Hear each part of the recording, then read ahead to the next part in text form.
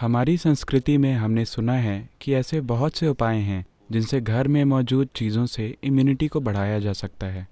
क्या आप घरेलू उपचार से इम्यूनिटी यानी प्रतिरोधक क्षमता को बढ़ाने के बारे में थोड़ा प्रकाश डाल सकते हैं? देखिए, इम्यूनिटी को रातों रात नहीं बढ़ाया जा सकता, हमें ये समझना होगा। आमतौर पर मेरा मानना है कि कई कारणों से लोगों की जीवन शैली और भोजन के पैटर्न को देखते हुए मुझे लगता है कि इसकी जांच होनी चाहिए, इसकी मेडिकल जांच होनी चाहिए। मुझे लगता है कि दक्षिण भारत के लोगों की प्रतिरोधक प्रणाली दुनिया के कई दूसरे लोगों की तुलना में बेहतर है, सिर्फ खान पान के पैटर्न, परंपरा, जलवायु और दूसरी कई वजहों से। आपको ये समझना होगा कि उष्णकटिबंधीय जलवायु में और जगहों की तुलना में कहीं अधिक जीव रूप पाए जाते हैं, जिसमें सूक्ष्म जीव भी शामिल हैं। उनकी संख्या और विविधता बहुत बहुत ज़्यादा है। तो इस धरती पर रहने भर से ही सिस्टम और अधिक लचीला हो जाता है, क्योंकि हम हर समय इन चीज़ों के संपर्क में रहते हैं। ये एक पहलू है। एक और चीज़ है भोजन, एक और चीज़ है जीवन शैली। ये सभी पहलू हैं। बड़े पैमाने पर कृषि समुदाय होने की वजह से हम में से ज़्यादातर लोग, अगर इस पीढ़ी में नहीं तो पिछली पीढ़ी में, हम सभी कृषि समुदायों से ही आए हैं। तो लोग ज़मीन पर रहते थे, इसने ही उन्हें ज़बरदस्त मजबूती दी। दुनिया के ज़्यादातर हिस्सों में 80% से अधिक आबादी शायद 100 साल पहले खेती किसानी से दूर हो गई। भारत में हम ज़मीन से दूर हुए हैं केवल 25-30 सालों पहले। यह फ़ायदा अभी भी हमारे साथ है। ये ज़्यादा दिनों तक हमारे साथ नहीं रहेगा। अगर हर कोई ऊंचे ऊंचे अपार्टमेंट्स में रहना शुरू कर दे, धरती के संपर्क में आए बिना, और लैब के चूहों की तरह रहना शुरू कर दे, हर चीज़ से सुरक्षित, तो हमारी इम्यूनिटी भी कम हो जाएगी। लेकिन मुझे लगता है कि ये फ़ायदा अभी भी हमारे साथ है। लेकिन अभी मैं अपनी इम्यूनिटी बढ़ाने के लिए क्या कर सकता हूँ? जैसा कि मैंने कहा, ये कोई रातों रात होने वाला समाधान नहीं है, लेकिन समय के साथ आप ऐसा कर सकते हैं। तो चलिए मैं हमारे आसपास उपलब्ध कुछ आम चीज़ों के बारे में बताता हूँ। एक बात है, मुझे ये ज़रूर बताना चाहिए, हम पवित्र भस्म वाले लोग हैं। हम हमेशा किसी न किसी तरह से भस्म लगा कर रखते हैं। अगर आप इसका उपयोग करना जानते हो तो कई तरह की भस्म होती है। मैं आपको इसके बारे में इस तरह से निर्देश नहीं दे सकता वेब के ऊपर, लेकिन अगर आप इसका सही तरीके से इस्तेमाल करना सीखते हैं तो ये मदद करता है। नीम लगभग पूरे देश में उपलब्ध है, पहाड़ी स्थानों को छोड़कर। रोज नीम की पत्तियों को खाना। हल्दी तो वैसे भी मौजूद है।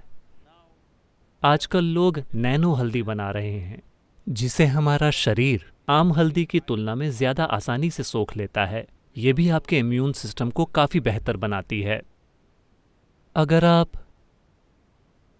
आप आंवले को, जिसे गूसबेरी या नल्लीकाई भी कहते हैं, अगर आप इसे रात भर शहद में भिगोकर रखते हैं, साथ में कुछ टूटी हुई काली मिर्च या ग्रीन पेपर, मैं उन लोगों के लिए कह रहा हूं जो दूसरे देशों से हैं। ग्रीन पेपर से मेरा मतलब हरी मिर्च नहीं है, कहने का मतलब है कच्ची काली मिर्च, जिसे आपने दुनिया के ज़्यादातर हिस्सों में नहीं देखा होगा। यहाँ ये हमारे लिए बहुत आम है।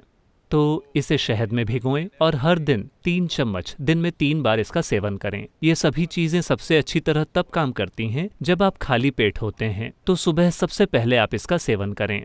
अगर आप ये चीज़ें करते हैं तो आप अपने इम्यून सिस्टम में काफ़ी बढ़ोतरी देख सकते हैं।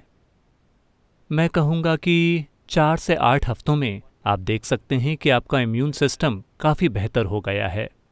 ऐसे योगाभ्यास हैं जिन्हें सिखाना कठिन है, लेकिन अभी सिर्फ एक मंत्र का जाप और ईशा क्रिया करना, इससे भी आपका इम्यून सिस्टम बेहतर होगा।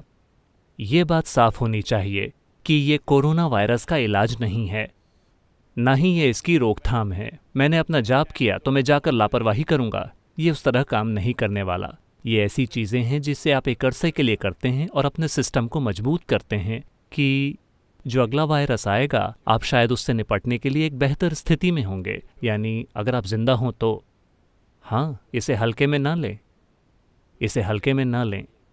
फिलहाल ये हम में से हर एक के लिए एक चुनौती है कि हम इस समय के दौरान जिंदा रहें। इसका यही मतलब है। ये मत सोचिए कि ये कोई दूर की चीज़ है जो चीन या इटली के लोगों के साथ होती है। अभी अगर हम बने रहें, अगर आप इन 6 से 8 महीनों के दौरान जिंदा रहें, तो इसका मतलब है कि हमने इसे जिम्मेदारी के साथ निभाया है। अगर हम में से हर कोई जिंदा रहता है, तो इसका मतलब है कि हम वाकई अच्छे हैं। हम जागरूकता और जिम्मेदारी के साथ जीते हैं। इसका यही मतलब है। दुर्भाग्य से आज सरकार को सेना का प्रयोग करके इसे ज़बरदस्ती लागू करना पड़ रहा है, क्योंकि बहुत से लोगों को एहसास नहीं हो रहा है कि ये ज़रूरी है।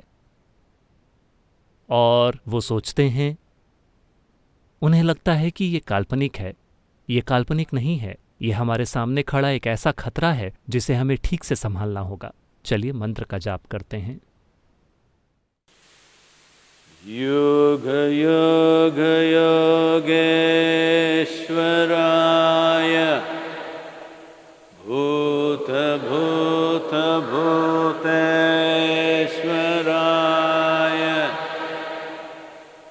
काल काल कालेश्वराय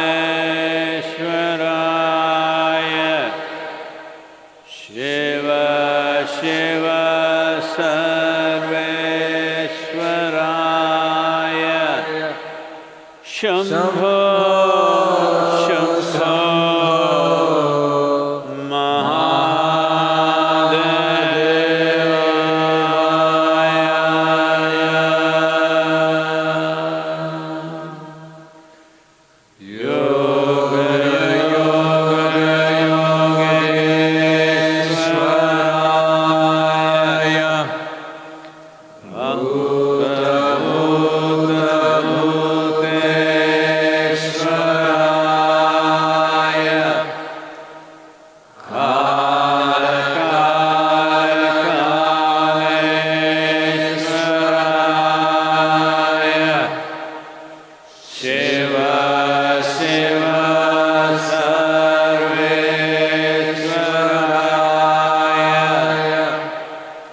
Shum